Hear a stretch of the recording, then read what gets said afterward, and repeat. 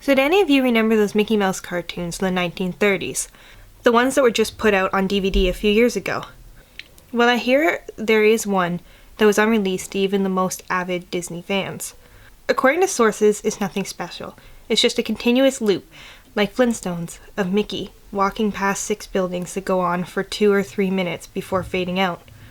Unlike the cutesy tunes put in though, the song on this cartoon was not a song at all, just a constant banging on a piano for 1.5 minutes before going to white noise for the remainder of the film.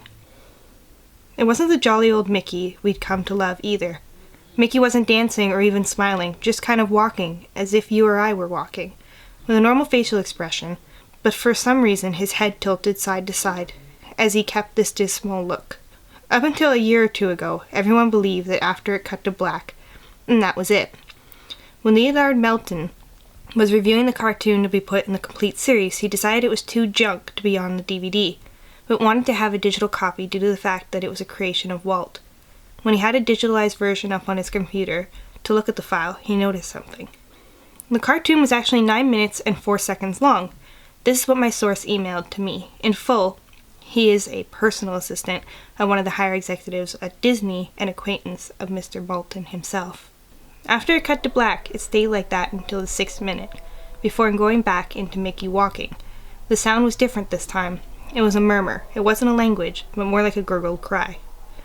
As the noise got more indistinguishable and loud over the next minute, the pictures began to get weird. The sidewalk started to go in directions that seemed impossible based on the physics of Mickey's walking, and the dismal face of the mouth was slowly curling into a smirk.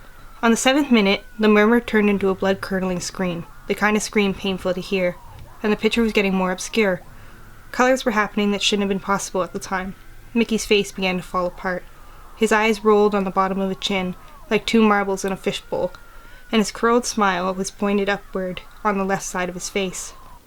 The buildings became rubble, floating in mid-air, and the sidewalk was still impossibly navigating in warped directions. A few seeming inconceivable with what we, as humans, know about directions.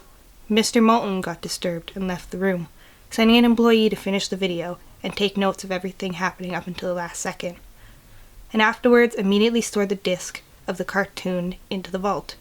This distorted screaming lasted until 8 minutes and a few seconds in, and then it abruptly cuts to Mickey Mouse's face at the credits of the end of every video, with what sounded like a broken music box playing in the background.